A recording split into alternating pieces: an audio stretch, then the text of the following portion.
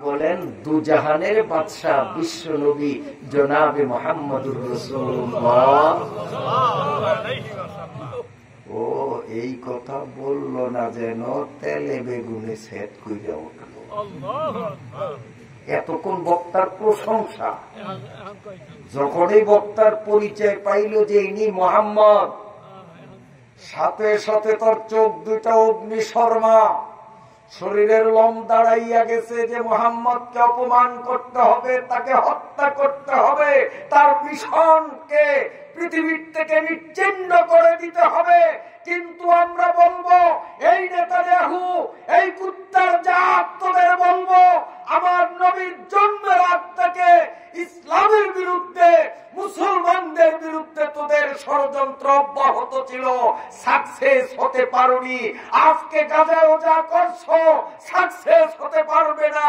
তোমাদের বিজয় ঘন্টা নিশ্চিত এবং অতি ঘনীভূত, অতি ঘনীভূত। পালাবার পথ পাবা না, পালাবার পথ পাবা না। কুত্তা আমাদের দেশে কিন্তু 10-12টা দেয় বাচ্চা, আপনার ওই দেশে করছে। আর গরু একটা। আচ্ছা, কুত্তা সপ্তাহে কয়টা জবা হয় বালিয়াঘাটে, ভান্ডারিয়ায়? বছরে মরেও না। তারপরেও কুত্তাটি গেল কই? গরুর বাচ্চা হয় একটা, কোরবানিতে কিভাবে জবাই হয়, তারপরে 12 মাস সপ্তাহের 7 দিন জবাই হয়, তারপরেও তো গরু আলহামদুলিল্লাহ কমতে দেখি না। কমে?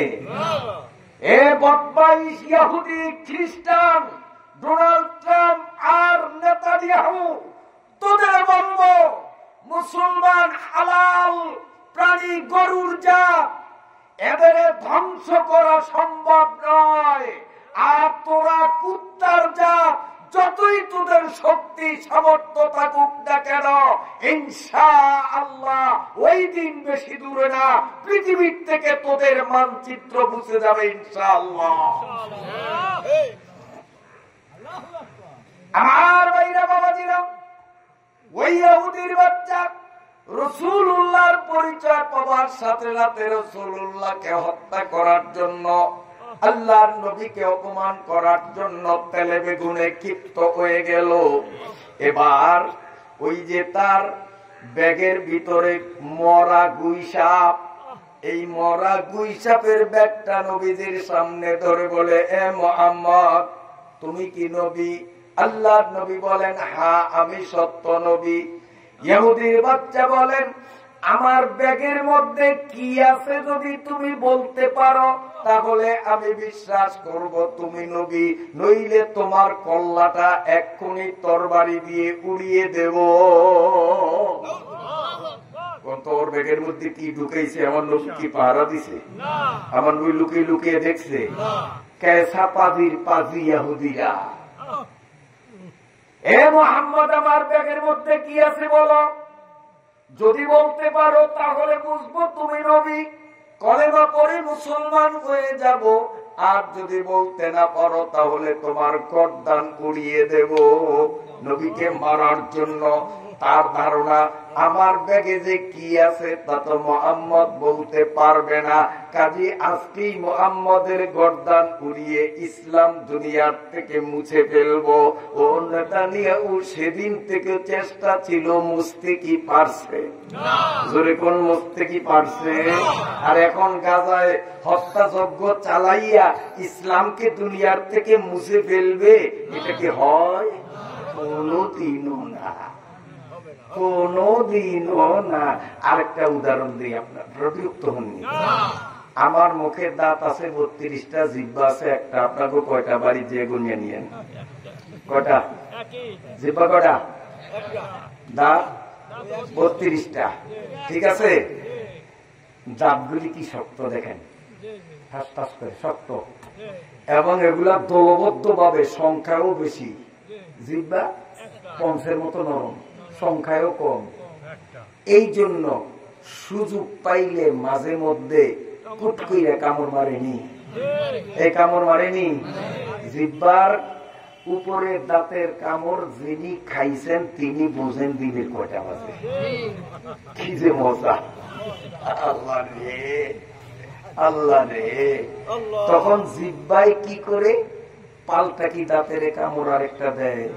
তুই যখন কামড় দিছ তো আমিও তোর একটা কামড় দেব। হ্যাঁ, জিহ্বা কামড় দেয়?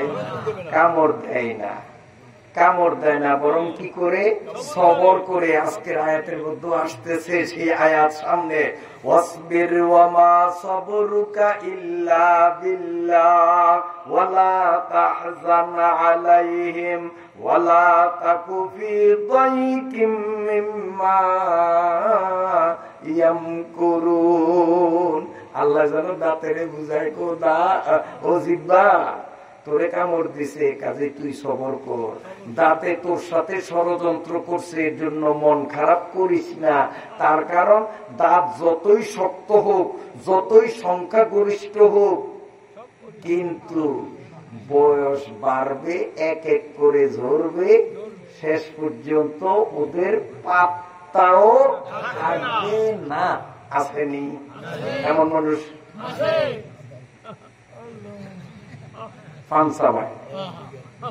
দাঁত নাই।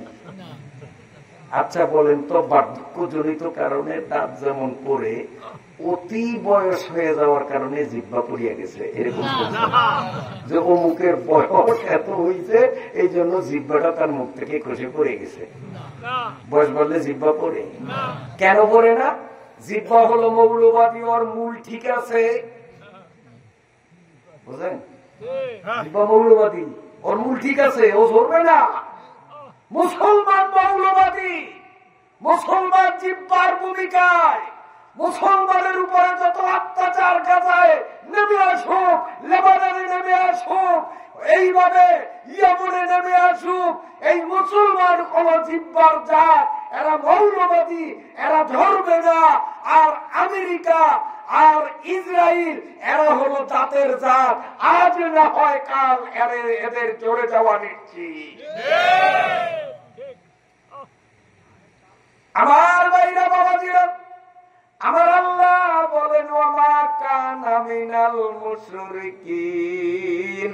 আমার ইব্রাহিম শিরিক করে নাই, ইহুদিরা শিরিক করে, খ্রিস্টানরা শিরিক করে, তারা ইব্রাহিমের অনুসারী দাবি করতে পারে না। আমরা মুসলমানরা শিরিক করি না, অতএব ইব্রাহিম নবীর অনুসারী আমরা, বলুন আলহামদুলিল্লাহ। এবার ইহুদি আল্লাহর নবীকে প্রস্তাব দিল, আমার কাছে কি আছে যদি বলতে পারো, কপাল বলো, তাহলে আমি কলেমা পড়ব, নইলে তোমার গর্দান উড়িয়ে দিব। আল্লাহ পাকের নবী অস্থির হইয়া গেলেন। আল্লাহ পাকের নবী চিন্তায় পড়ে গেলেন, ওর ব্যাগের মধ্যে কি আমি কেমনে বলবো, কারণ গায়েবের মালিক হলেন আল্লাহ। আমার নবী গায়েব জানেন, তো নবী যদি গায়েব না জানেন, খাজা বাবা কেমনে গায়েব জানবে? গোটা পৃথিবীর খাজা বাবা মিললেও আমার নবীর একটা পশমের সমান। তো নবী গায়েব জানে না, খাজা বাবা গায়েব জানবে, সেও মুশরিক, সেও ইব্রাহিম নবীর অনুসারী না। কোন মাজারপন্থী যারা, মাজারপন্থী যারা, পীর পূজারী যারা, তারাও মুশরিকদের অন্তর্ভুক্ত, ইব্রাহিম নবীর অনুসারী বলে দাবি করার যোগ্যতা তাদের না। আল্লাহর নবী বিপাকে পড়ে গেলেন। জিবরাইল আমিন আল্লাহর নির্দেশে এসে দয়াল নবীর কানে কানে বলে দিলেন, ও নবী চিন্তা কইরেন না, আপনি শুধু আঙ্গুল দিয়া ইশারা করলে ব্যাগের ভিতরে যা আছে সে আপনার কলেমা জোরে জোরে পড়বে, উপস্থিত জনগণ কলেমা শুনবে। আল্লাহ পাকের নবী বললেন, এই ইহুদির বাচ্চা, তোর ব্যাগের মধ্যে কি আছে তা না বলে যা আছে তারে দিয়ে যদি আমার কলেমা পড়াই কেমন হয়? ইহুদির বাচ্চা কয়, গুই সাপের গুইসাপ এমনি তো কথা বলতে পারে না, আবার মরা, কাজী ও আবার কলেমা কেমনে পড়বে? মুহাম্মদ এইবার ধরা খাইবে, এইবারেই ইসলাম দুনিয়ার থেকে বিদায় করে দেব। সে বুক উঁচু করে বলতেছে, হ্যাঁ, যদি আমার ব্যাগে যা আছে তাকে দিয়ে তোমার কলেমা পড়াইতে পারো তাহলে তো কোনো সমস্যা নাই, আমিও মুসলমান হয়ে যাব। আল্লাহর নবী আঙ্গুল দিয়ে ইশারা করলেন, ইহুদির ব্যাগের মধ্যে কে আছো? আমি তোমাকে জিজ্ঞেস করতে চাই, তুমি কার বান্দা? আসমান জমিনের রক্ষক কে? প্রকৃত মাবুদ কে? এই ব্যাপারে তোমার কোন তথ্য জানা থাকলে একটু বলবা কি?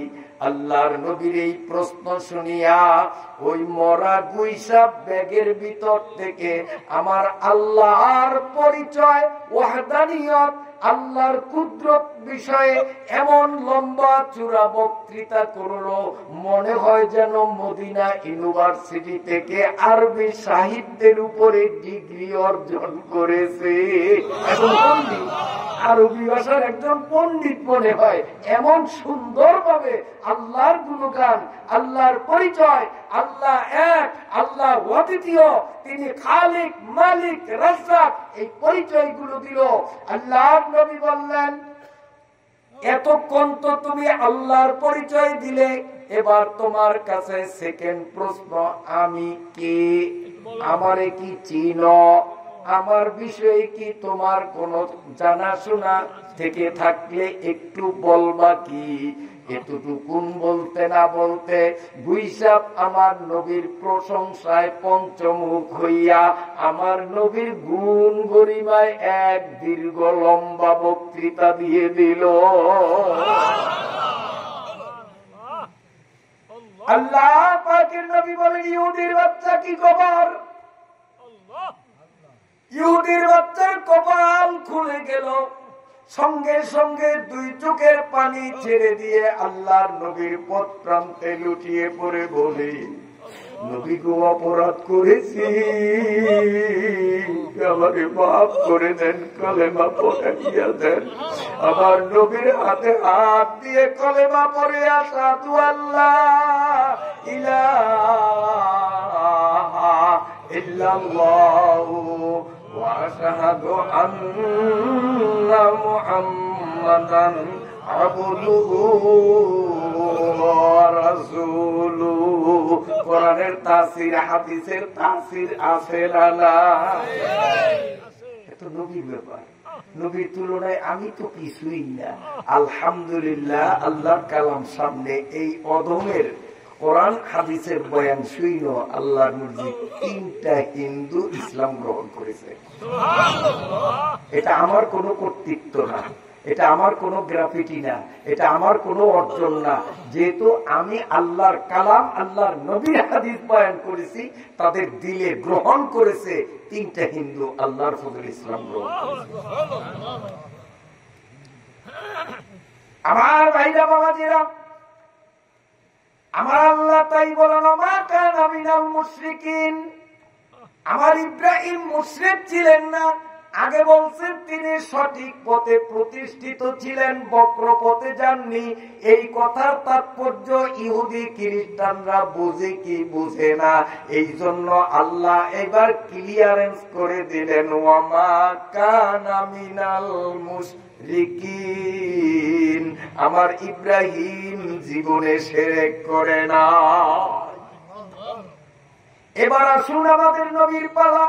এই আয়াতের তাফসীর লিখতে গিয়ে তাফসীরের দুররে মনসুরের মধ্যে লেখে,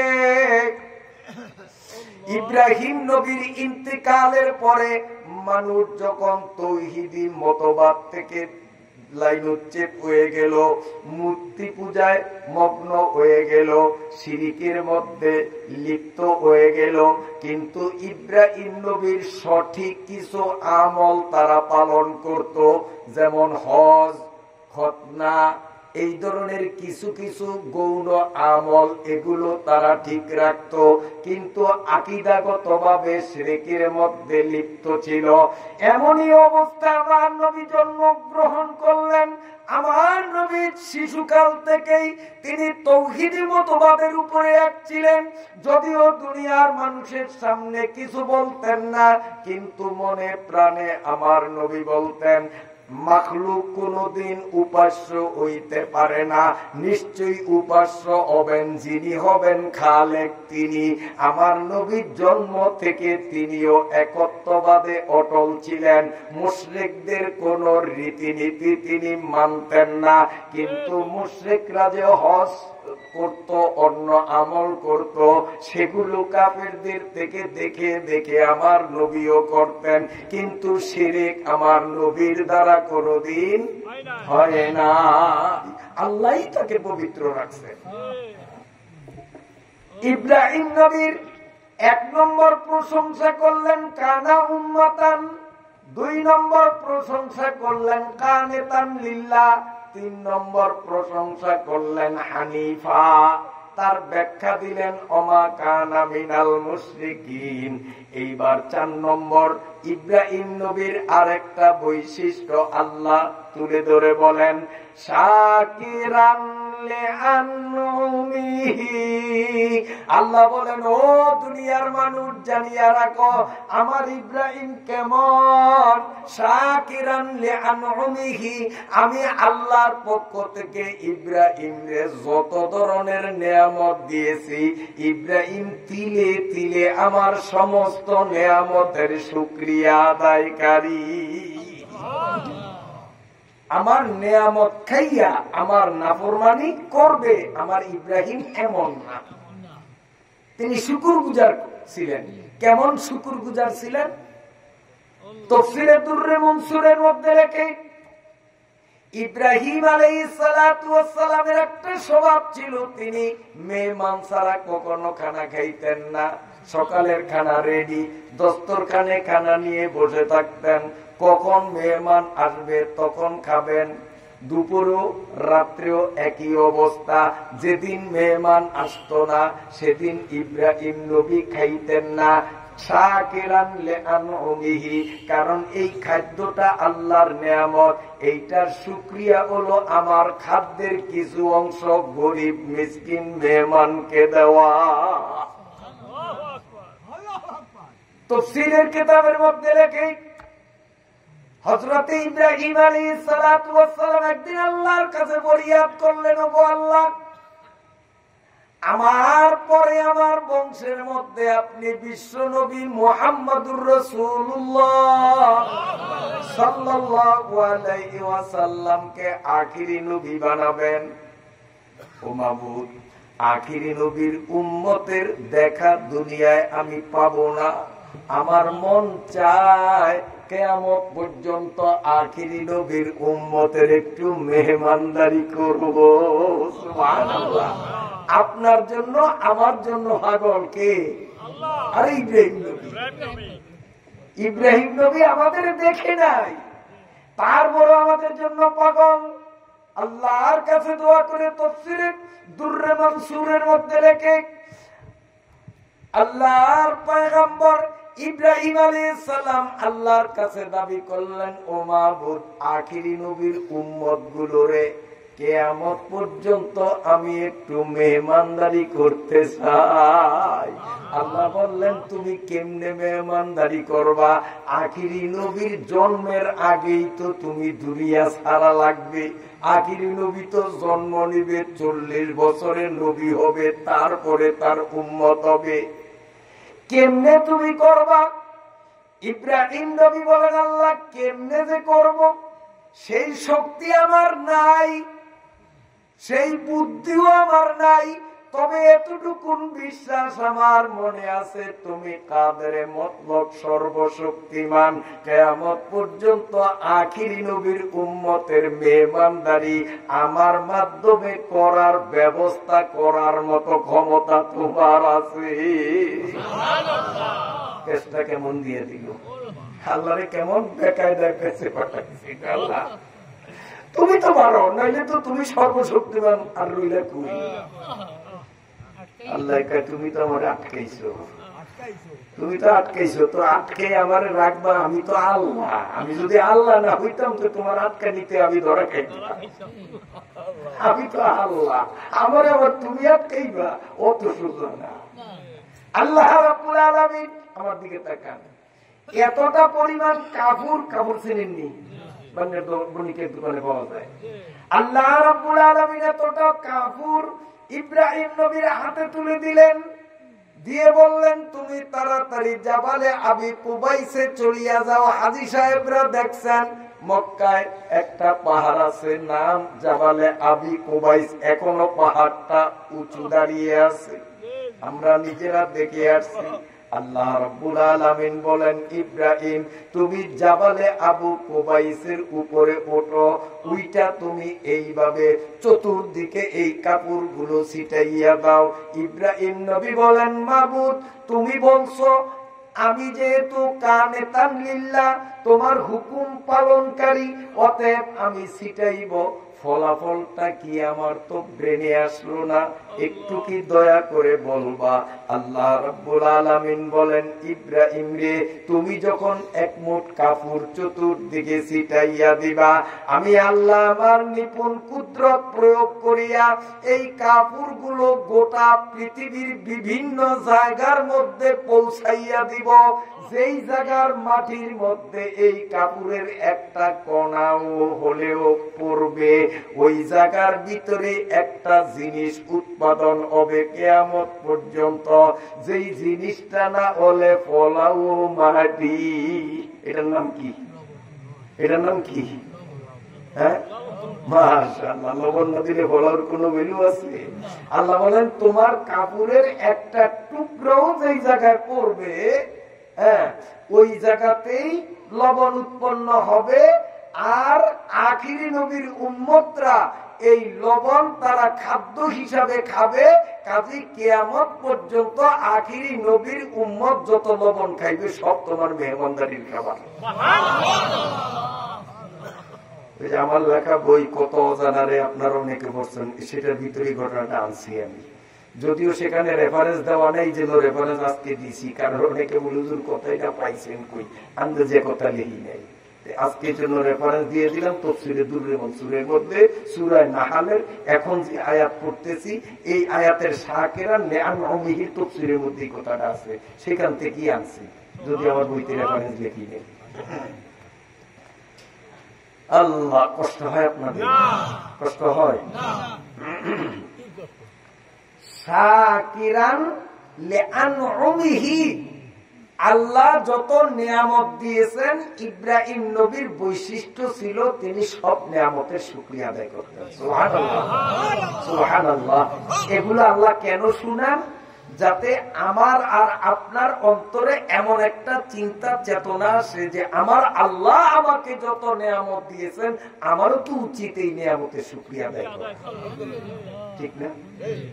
এই যে আল্লাহ আমার মাথাটা দিচ্ছেন, এদিক তাকান, যদি মাথাটা না থাকে শরীরের দাম আছে? হাত নাই তারপরেও আমার দাম আছে, দুইটার একটা হাতও নাই তারপরেও দাম আছে। আমার একটা মাহফিল খাইয়া দিছে এক বক্তায় একবার,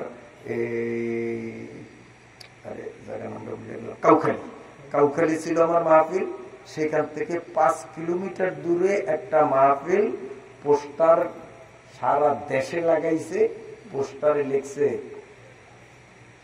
1.5 হাত বক্তা 2 হাত নাই। লিখছে 1.5 হাত বক্তা 2 হাত নাই। মানুষকে এই জিনিসও না চাইয়া পারা যায়। যেই জায়গায় আমার মাহফিলে হাজার হাজার লোক হয়, যদি 100 লোক পাই নাই, সব চলিয়ে গেছে। 1.5 হাত মানুষ 2 হাত নাই দেখতে। পরে আসে সবাই আফসোসের গোড়া খাইছে।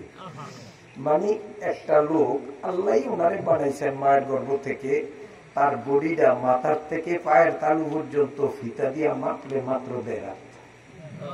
বডিটা এমন মোটা, স্বাস্থ্য হেভি, স্বাস্থ্য খুব ভালো, কিন্তু তার উচ্চতা কত? 1.5 হাত। আর মায়ের পেট থেকে যে আসছে 2 হাতে, এখান থেকে একবারে নাই। এই জন্য লেখছে 1.5 হাত বক্তা 2 হাত। আল্লাহ কি কুদরত, কোথায় কথা আসে। ওই যারা আসছে তারা আমারে দেখাইছে হুজুর মাহফিলে গিয়া ঠকজি, আসলে ওয়াজ টোয়াজ কিছু না, তাফসীর তো দূরের কথা, ওয়াজও পারে না, খালি ওনারে দেখতে লোক আসছে আর লোক সব চলে গেছে, কারণ কথার কোনো আগা মাথা নাই, কিচ্ছু বুঝে বলতে পারে না। কিন্তু একটা জিনিস আসছে যে হুজুর দেখবেন, এগুলি কি দেখা, উনি আমার কাগজ দেখাইছে একটা, হুজুর এটা ওনার লেখা। তারপর ওনার হাত নাই, লেখে কেমনি, এই যে পায়ের এই ফাঁকে এখানে আঙ্গুল দিয়ে কলম দিয়া পাও দিয়ে লেখে। আমি অবাক হয়ে গেলাম, আমরা হাত দিয়ে লেখি, ওনার পায়ের লেখার কাছে আমার হাতের লেখার কোনো দাম হইছে, এত সুন্দর এত সুন্দর এত সুন্দর। আমি বলতেছিলাম যে হাত দুইটা না থাকলেও তার দাম আছে, ওয়াজে দাওয়াত দেয়, লাখ লাখ মানুষ আসে, কিন্তু হাতও আছে, পাও আছে, পেটও আছে, পিঠও আছে, মাথা নাই, তার দাম আছে না। এটা আল্লাহর ছোট নিয়ামত না বড় নিয়ামত? এই বড় নিয়ামতটা আল্লাহ দিছেন ফজরে, জোহরে, আসরে, মাগরিবে, এশার, মাত্র 5 বেলা, 24 ঘন্টা না, মাত্র 5 বেলা। আল্লাহ কয় তোর এইটার শুকরিয়া আদায়ের জন্য আমার কদমে একটু মাথাটারে নোয়া দে। যে নোয়াইবে না তার মতো নিমক হারাম আল্লাহর জগতে দ্বিতীয় আর কেউ হয় না। এটা নিমক হারাম, এটা শাকেরাম লিল্লাহ না, এটা নিমক হারাম। আল্লাহর দেওয়া মাথা মাত্র আল্লাহ 24 ঘন্টায় 5 বার চাইছে। আর যদি দিতে না পারে তার দুনিয়া থাকার থেকে না থাকা বলা, তারপরে আল্লাহর গজব পইরা দুনিয়ার থেকে শেষ হয়ে যাওয়া বলা, এটা নিমক হারাম, এটা নিমক হারাম, এটা জগতের জন্য অভিশাপ। রাগ হয়েছে নি আমার কথা? শাকিরাম লে আনমি বলতেছিলাম, ইব্রাহিম আলাইহিস সালাম চিন্তা করেন, আল্লাহ আমাকে যেই অর্থ সম্পদ দিলেন এইটার শুকরিয়া আদায়ের জন্য আমি মেহমান ছাড়া খানা খাবো না। একদিন দুপুরের খানা খাবেন, 1টা, 2টা, 3টা, 4টা, 5টা বাজিয়া যায়, কোন মেহমানও আসে না। ইব্রাহিম নবী খানাও মুখে দেয় না। শাকিরান লে আনমি, তিনি আল্লাহর নিয়ামতের শুকরিয়া কেমন আদায় করতেন, খানা খায় না। হঠাৎ একদল মানুষ আসলো, ইব্রাহিম নবীর কলিজাটা বড় হইয়া গেল। ইব্রাহিম নবী তাদের সামনে খানা দিয়া বললেন, আপনাদের অপেক্ষায় ছিলাম, বসেন। আসলে এরা মানুষ ছিল না, এরা ছিল ফেরেশতা, মানুষের আকৃতি ধারণ করে আসছে, মানুষের আকৃতি ধারণ করে আসছে। ইব্রাহিম নবী তাদেরকে খাইতে বললেন, বলেন তো ফেরেশতারা খায়নি? লা ইয়াকুলু ওয়া লা ইয়াশরাবু, ফেরেশতারা খায় না, খাইতেই জানে না, খাওয়ার রুচিই নেই, খাওয়ার প্রয়োজনও নেই। তবে একজন ফেরেশতা জীবনে একবার খাইছে। কোন ফেরেশতায় খাইছে, কি খাইছে, কেন খাইছে, এটা এখন থাক আপাতত, একটু বলিয়া রাখলাম। আল্লাহ যত ফেরেশতা বানাইছেন সারা জীবন শুনছেন যে ফেরেশতারা খায় না, পান করে না, স্বামী স্ত্রী সঙ্গম করে না, যৌন ক্ষমতা তাদের নাই, হ্যাঁ, তাদের মধ্যে নারীত্ব পুরুষত্ব নাই, হ্যাঁ, তারপরে তাদের খাওয়া দাওয়া নাই, এটাই শুনছেন। তবে আজকে নতুন শোনেন, আল্লাহর ফেরেশতাদের মধ্যে একজন ফেরেশতা, উনি কিন্তু খাইছে একবার। কবে খাইছে, কি খাইছে, কেন খাইছে এবং কে খাইছে, কথা এটা আপাতত রয়ে গেল, পরে ইনশাআল্লাহ বলবো না, এখন বলবো না। যারা 2 নম্বর শ্রোতা আমার, এর আগে বিদায় হোক। আমার অরিজিনাল বক্তা যারা থাকবে, শ্রোতা যারা থাকবে, শুধু তাদেরই বলবো, ওনাদের যাওয়ার অপেক্ষায় আছি আমি। ওনারা গেলে তারপরে বলবো, এখন বলবো না। না গেলে তো সবাই খাটি, তাহলে বলবো জিকির করেন লা ইলাহা ইল্লাল্লাহ, লা ইলাহা ইল্লাল্লাহ,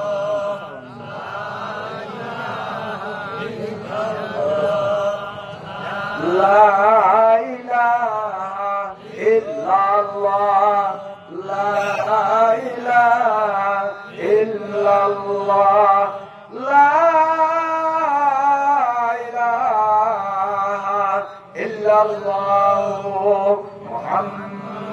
রাসূলুল্লাহ। ইব্রাহিম নবী বললেন, মেহমান খাওয়া শুরু করেন। মেহমানরা আমাদের অসুবিধা আছে। আমাদের অসুবিধা কি? মানে এদের তো খাওয়ার প্রয়োজন নেই, রুচি নেই, চাহিদা নেই, প্রয়োজন নেই, এই হলো অসুবিধা। তো ডাইরেক্ট কয় নাই যে আমরা ফেরেশতা, আমরা খাই না, আমাদের অসুবিধা আছে। তো ইব্রাহিম নবী কয়, আমার দরকার ছিল মেহমানের, পাইছি মেহমান, এখন মেহমানের অসুবিধা আছে, সে খায় না, সেটা তার ব্যাপার, আমি তো এবার খাইতে পারি। এবার ইব্রাহিম আলাইহিস সালাম খাওয়া শুরু করছে। শাকিরান লিআনউমি, আল্লাহ পাক যত নিয়ামত দিয়েছেন, ইব্রাহিম নবী সব নিয়ামতের শুকরিয়া আদায় করেছেন। এখান থেকে আমাদের সবক নিতে হবে, আমার আল্লাহ আমাকে যত রকম নিয়ামত দিয়েছেন, আমি নিয়ামতের শুকরিয়া আদায় করব। এতে আল্লাহর মোটেও লাভ হবে না, লাভ হবে আমার। আমার আল্লাহ বলেন, লা ইন শাকারতুম লা আযীদান্নাকুম ওয়া লা ইন কাফারতুম ইন্না আযাবি লাশাদীদ। আল্লাহ বলেন, বান্দারে, আমার নিয়ামত ভোগ করিয়া যদি শুকরিয়া আদায় করো, আমি অঙ্গীকার করলাম তোমার নিয়ামত আমি বাড়াইয়া দেব, আমি নিয়ামত বাড়াইয়া দিব। আর নিয়ামত ভোগ করিয়া যদি আমার শুকরিয়া আদায় না করো, ইন্না আযাবি লাশাদীদ, আমার শাস্তি কিন্তু কঠিন। তাও দেখেন, শাস্তি দিম ওই কথা কয় না, এই শাস্তির কথা কইতে গিয়েও দয়া দেখায়, দয়া দয়া শাস্তি দিমু এই কথা কয় না, আমার শাস্তি কিন্তু কঠিন, তাহলে শাস্তি দিমু বলে নাই। এখানেও তো একটু মায়া দেখাইছে। আমার আল্লাহ কত দয়ালু বান্দার প্রতি, কত দয়ালু। ইব্রাহিম আলাইহিস সালামের 5 নম্বর গুণ আল্লাহ বয়ান করেন, ইজতাবাহু। ইব্রাহিম যেহেতু আগের গুণগুলো অর্জন করেছে, এই জন্য আল্লাহ বলেন, আমিও তাকে বরণ করেছি, গ্রহণ করেছি। আমার বাইরে বাবাজিরা, আমি আর আপনিও যদি ইব্রাহিম নবীর এই গুণগুলো যদি অর্জন করি, যেই গুণগুলোর বিবরণ 120 নম্বর আয়াতের মাথার থেকে আপনাদের সামনে পয়েন্ট বাই পয়েন্ট বললাম, এই গুণগুলো আমি এবং আপনি যদি অর্জন করতে পারি, আল্লাহ যেমন ইজতাবাহু, ইব্রাহিম নবীকে বরণ করেছেন, আমার আল্লাহ আমাকে আপনাকেও তার মনোনীত বান্দার মধ্যে গণ্য করে নিবে। সুবহানাল্লাহ। ওয়াহাদাহু ইলা সিরাতিম মুস্তাকিম। আল্লাহ বলেন, ও দুনিয়ার মানুষ, ও ইহুদি ও খ্রিস্টানরা, তোরা ইব্রাহিমকে তোদের নেতা মনে করো, আমি আল্লাহ ফয়সালা দিয়া দিলাম, ওয়াহাদাহু ইলা সিরাতিন মুস্তাকিম, আমি নিজে আমার ইব্রাহিম রে সিরাতে মুস্তাকিম সোজা পথ ধরাইয়া দিছি। ইব্রাহিম সোজা পথে ছিল, তোরা সোজা পথ থেকে বাঁকা পথে শিরকের পথে চলিয়া গেছ, অতএব তোরা ইব্রাহিমকে নেতা দাবি করতে পারো না। ওয়াতাইনাহু ফিদ দুনিয়া হাসানা। এইবার 5 নম্বর ইব্রাহিম নবীর 5 নম্বর গুণ আল্লাহ বয়ান করেন, ওয়াতাইনাহু ফিদ দুনিয়া হাসানা, আমি ইব্রাহিমকে দুনিয়ায় হাসানা দিছি। হাসানা তো বলবো, দুনিয়াতে কি দিছি? হাসানা। হাসানা, এখন হাসানা অর্থ কি? হাসানা অর্থ ভালো জিনিস। হাসানার বাংলা, সহজ বাংলা অর্থ কি? ভালো জিনিস। আমি ইব্রাহিমকে দুনিয়াতে ভালো জিনিস দিছি। এখন ভালো জিনিস বলিয়া কি বুঝাইলেন আল্লাহ?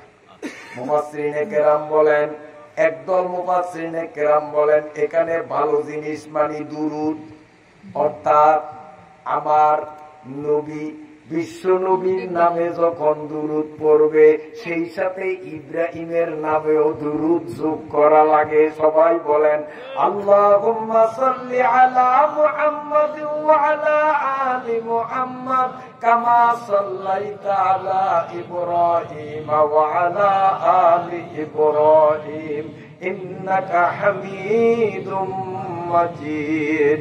আল্লাহুম্মা বারিক على محمد وعلى آل محمد كما باركت على إبراهيم وعلى آل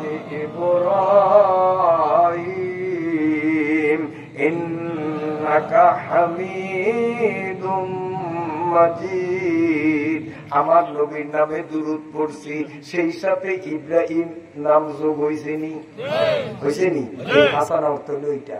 আল্লাহ বলেন ইব্রাহিম এই বৈশিষ্ট্যগুলো অর্জন করার কারণে ইব্রাহিমের উপর খুশি হইয়া আমি আল্লাহ এমন একটা সিস্টেম চালু করলাম, কিয়ামত পর্যন্ত মানুষ আমার হাবিবের নামে দুরূদ পড়লে ইব্রাহিমের বলতে পারবে না। ইব্রাহিমের নাম আল্লাহ বানাইছে না কমাইছে? এই গুণগুলো আপনি আমি অর্জন করলে আমাদের দামও কে বাড়াইবেন? জোরে কোন কে বাড়াইবেন? আল্লাহ, আল্লাহ বাড়াইবেন। কাজে হাসানার অর্থ হলো দুরূদ। কেউ কেউ বলেন হাসানার শব্দের অর্থ ভালো জিনিস। এখানে ভালো জিনিসের দ্বারা উদ্দেশ্য হলো নবী মুহাম্মদুর রাসূলুল্লাহ। কারণ নবী মুহাম্মদুর রাসূলুল্লাহর থেকে ভালো জিনিস আল্লাহর সৃষ্টিতে আর দ্বিতীয়টা নাই। আল্লাহ রাব্বুল আলামিন নবী মুহাম্মদুর রাসূলুল্লাহকে দুনিয়ার অন্য কারো বংশে না পাঠাইয়া ইব্রাহিম নবীর বংশে পাঠাইলেন। ইব্রাহিম নবী তো আমার নবীর পূর্বসূরি, কি বলেন? পূর্বসূরি। নবী হচ্ছে উত্তরসূরি।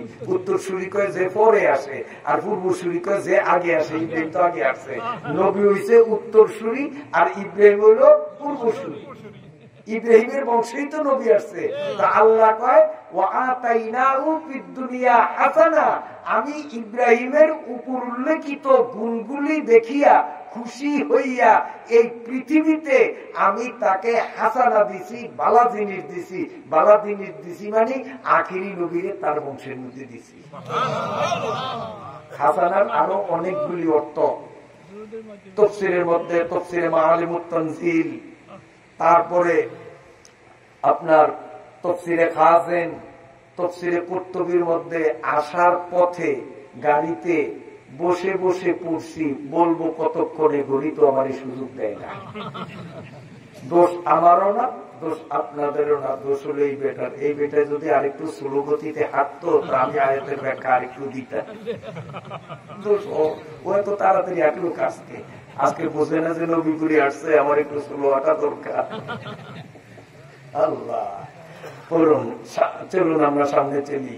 وَإِنَّهُ فِي الْآخِرَةِ لَمِنَ الصَّالِحِينَ। সুবহানাল্লাহ। আল্লাহ বলেন ইব্রাহিমের দুনিয়াতে হাসানা দিলাম। অনেকগুলি ব্যাখ্যার থেকে দুইটা ব্যাখ্যা বললাম। আল্লাহ বলেন আখিরাতেও ইব্রাহিমকে আমি নেককারদের অন্তর্ভুক্ত করব।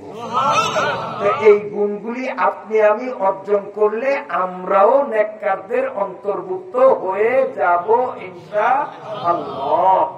এরপরে আমার আল্লাহ বলেন ثم أوحينا إليك أن اتبع ملة إبراهيم حنيفا وما كان من المشركين إنما جعل السبت على الذين اختلفوا فيه وإن ربك لا يحكم بينهم يوم القيامة فيما كانوا فيه يختلفون ادع إلى سبيل ربك بالحكمة والموعظة الحسنة وجادلهم بالتي هي أحسن إن ربك هو أعلم بمن ضل عن سبيله وهو أعلم بالمهتدين وإن عاقبتم فعاقبوا بمثل ما عوقبتم به ولئن صبرتم لهو خير للصابرين واصبر وما صبرك إلا بالله ولا تحزن عليهم ولا تك في ضيق مما يمكرون إن الله مع الذين اتقوا والذين هم محسنون